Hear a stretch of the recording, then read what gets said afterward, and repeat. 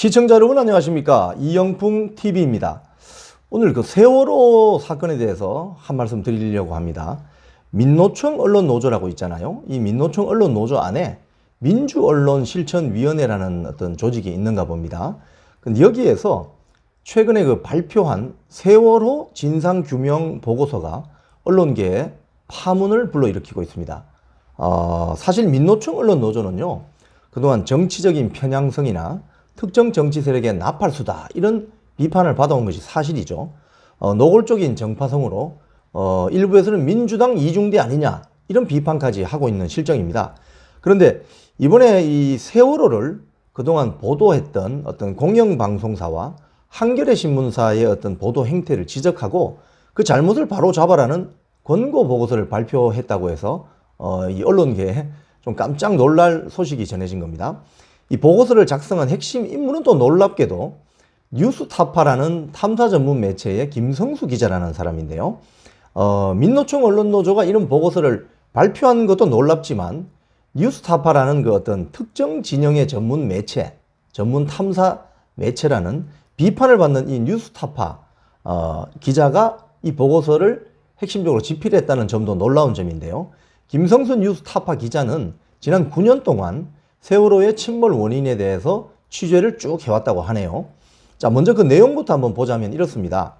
이 세월호의 침몰 원인을 놓고 볼 때, 제가 뭐 전혀 다른 배입니다만은 배 모형을 하나 가지고 나왔습니다. 선박의 안에서부터 어떤 원인이 발생해서 좌초되어서 침몰하느냐, 아니면 선박의 밖에서부터 외부의 원인으로 이 배가 좌초되어서 침몰하느냐. 자, 이렇게 놓고 이 두 가지 측면을 놓고 주장이 팽팽한데요. 지금 김성수 기자는 선박의 내부의 원인 때문에 세월호가 좌초가 되었고 침몰되었다 이렇게 주장하고 있습니다. 그리고 외부 충격, 잠수함이라든지 외부 충격에 의해서 세월호가 좌초되고 충격되었다라고 무리한 의혹을 제기했던 언론사와 그 기자들 실명을 거론하면서 사실관계를 바로 잡아라 이렇게 권고를 했다고 하네요. 참 놀라운 소식이죠. 자, 사실 사건 초기부터 세월호는 선박 내부의 내부 원인 때문에 좌초되었다는 어떤 주장이 지배적이었습니다.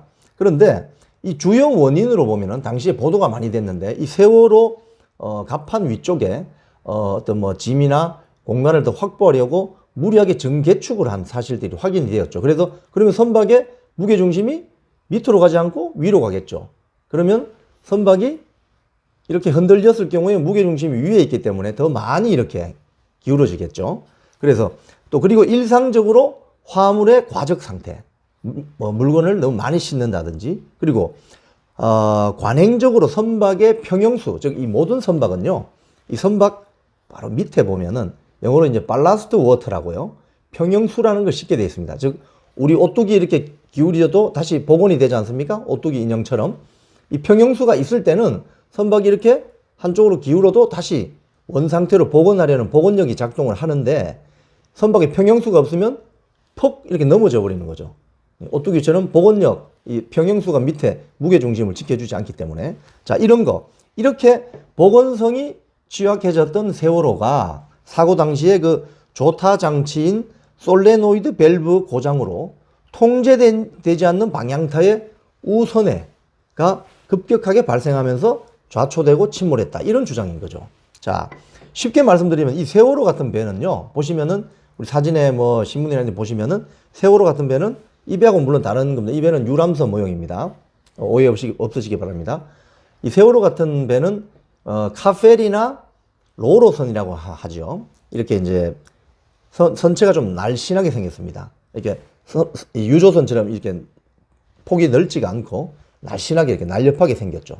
그래서 이게 선박 평형수를 무리하게 빼내게 되면 우리 오뚜기 인형이 밑에 어떤 평형 물질이 없으면 이렇게 퍽 넘어지듯이 이게 복원력이 많이 줄어들겠죠. 그래서 이렇게 쉽게 넘어갈 수가 있는 겁니다. 급격하게 우선에 좌선회를 하게 되면. 그래서 그렇게 평형수를 무리하게 빼거나 짐을 많이 이렇게 싣기 위해서 그죠. 그렇게 되면 좌초될 가능성이 있는 선박으로 해운업계에 알려져 있습니다. 그런데 일본에 이 세월호와 똑같은 쌍둥이 배가 있었어요. 똑같이 설계했습니다. 그때 당시 두 척을 설계했거든요. 한 척은 일본에 있었고 다른 한 척은 여러 경로를 통해서 한국에 들어온 거죠. 자, 그런데 그때 일본에서도 이 똑같은 배가 운항 중에 옆으로 이렇게 좌초되어서 다행히 선장이 기지를 발휘해서 프로펠러를 계속 켜고, 양쪽에 프로펠러가 2개 정도 있겠죠. 그럼 한쪽으로 계속 이렇게 운항이 되어서 항구 근처까지 왔다는 겁니다. 그래서 선원은 물론이고 승객들을 구조했다는 그런 소식이 그 당시에 있었죠. 똑같은 쌍둥이 배가 있었습니다. 당시 그 청해진 해운이 세월호에 왜 이런 일이 벌어졌을까? 세월호에 더 많은 짐을 싣기 위해서 선박의 평형수를 빼게 되면 배가 평형수 뺀 만큼 물 위로 살짝 더 올라가겠죠. 그러니까 짐을 더 실어도 된다고 이렇게 하는 거죠. 생각을 하는 거죠. 그래서 이걸 아주 너무 많이 빼버렸고 그 이후 화물을 과잉 적재하는 이런 어떤 팩트들이 당시에도 알려지기도 했습니다. 그리고 당시 세월호 내부에 있던 CCTV를 봐도 그 화물, 그러니까 이 배 뒤쪽에, 배 뒤쪽 하단에 화물을 싣는 어떤 선창 같은 게 있었습니다. 거기에 차량들이나 뭐 화물들이 이렇게 있는데 CCTV를 보면은 배가 이렇게 흔들리니까 이게 제대로 결박이 되어 있지 않아서 심하게 이렇게 선체를 때리는 이런 CCTV가 그때 많이 공개됐었죠. 즉 이걸 이제 선박 안에 있는 화물들을 묶는 걸 레싱이라고 합니다. 레싱. 여기 이제 해운업계 물류업계 전문 용어인데 레싱이 단단하게 고정되어 있지 않으면 이 짐들이 마구 움직이게 되는 거죠. 그럼 선체를 때리게 되는 겁니다. 그러면 한번 흔들릴수록 이 선박은 더 흔들리게 되는 거죠. 이렇게. 자, 그래서 그 결과는 좌초였다. 이렇게 보는 거죠. 자, 그런데 당시 세월호 사태가 터지자 일각에서 미군 또는 이스라엘 잠수함이 서해에 와서 훈련을 하다가 세월호를 들이박았다. 이런 황당한 주장이 나오기도 했고, 세월호의 AIS, 즉 선박 자동 식별 장치의 항적이 조작되었다. 이런 주장도 나왔고요. 그리고 세월호의 CCTV가 모두 조작되었다. 뭐 이런 의혹을 무리하게 지적한 언론사와 기자들이 즐비했습니다. 그래서 국민들이 정말 헷갈린 거죠. 자, 김성수 뉴스타파 기자는 이런 모든 의혹 제기가 사실과 다른 것으로 확정됐다고 이 보고서에서 밝혔어요. 그리고 이를 보도한 주요 언론사에 편집자 줄을 달아서 사실을 바로 잡을 것을 권고했습니다. 참 놀랍습니다. 그런데 이 과정에 익숙한 이름들이 등장합니다. 지금 현재 KBS 시사 라디오 프로그램을 진행하는 주진우 씨, 홍사훈 기자, 그리고 TBS를 말아먹었다고 비판받는 김어준 씨, 이런 사람들이 등장하죠. KBS, MBC, 대표적인 한국의 지상파 공영방송사, 한겨레, 이런 보고서의 주요 권고 대상이 되었다고 하네요. 그런데 이번 보고서에서 부실한 보도 당사자로 지목된 그 일부 기자들 반응은 더 놀랍습니다. 침몰 원인이 확정된 것도 아닌데 의혹 제기 자체를 틀어막냐? 취재 과정을 외면한 뒤에 사후 결과적으로 평가한다? 이렇게 반박하고 있다고 하니까 참 무책임하기가 짝이 없습니다. 김성수 기자는 이번 보고서에서 세월호 침몰을 잠수함 후방 추돌에서 찾는 이 잠수함, 세월호라면요, 잠수함이 뒤쪽에 와서 이렇게 추돌을 했다. 이런 원인에서 찾는 사회적 참사 특별조사위원회의 조사 보고서가 대한조선학회나 네덜란드 해양연구소 마린 등 전문기관에 의해서 완전 기각됐다고 상세하게 서술했다고 하네요. 이 보고서에. 대한조선학회와 네덜란드 마린 등은 세월호의 근본적인 침몰 원인을 극도로 취약했던 그 보건성, 아까 말씀드린 것처럼 평형수가 많이 빠지고 과잉 적재된 상태에서 선체 내부에 있는 짐들이 제대로 결박되지 않아서 보건력 상실로 좌초되고 침몰됐다. 이런 결론을 내렸다고 하는 것입니다. 자, 이쯤 되면은 그동안 온갖 검증되지 않은 잠수함 충돌설, 이스라엘 잠수함이 왜 서해 바다로 옵니까? 국민들을 혼란하게 만든 이 가짜뉴스 만든 언론인들은 책임져야 하지 않습니까?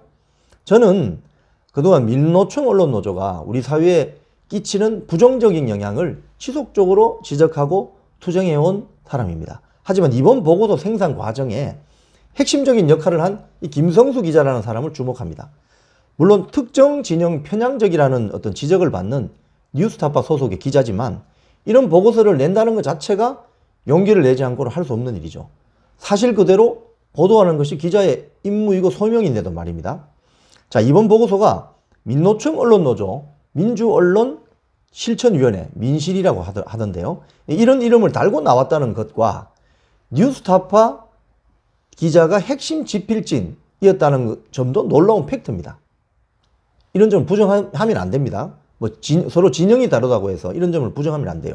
그런데 이번 보고서에서 부실한 보도 당사자로 지목된 일부 기자들의 반응은 더 놀랍죠. 아까 말씀드린 것처럼 침몰된 원인 확정됐건도 아닌데 의혹 제기를 가로막느냐. 사후 평가일 뿐이다. 참 무책임하기 짝이 없습니다. 의혹 제기도 정확한 어떤 팩트를 가져야만 의혹 제기를 할 수 있는 것이죠. 그래서 지금 기존의 주요 일간 신문이나 공영방송 기자라는 집단이 세월호 침몰과 관련해서 과연 국민들의 눈과 귀를 얼마나 막고 얼마나 혼란스럽게 만들었는지 이제 정말 스스로 돌아보고 또는 우리 국민들도 따져 물어봐야 합니다. 있는 그대로 팩트 보도하는 게 그렇게 어렵습니까? 김어준, 주진우, 홍사훈 등 김성수 기자가 지목한 이들은 할 말이 있으면 한번 반론해 보시기 바랍니다. 수정 보도를 안 하겠다 또는 못 하겠다 라고 버틴다면 여러분들은 어떤 사람인 줄 아세요? 기자나 언론인의 탈을 쓰고 국민들을 현혹하는 저질 가짜 사기꾼일 수밖에 없다는 점을 명심해야 될 것입니다. 지금까지 이영풍 TV였습니다.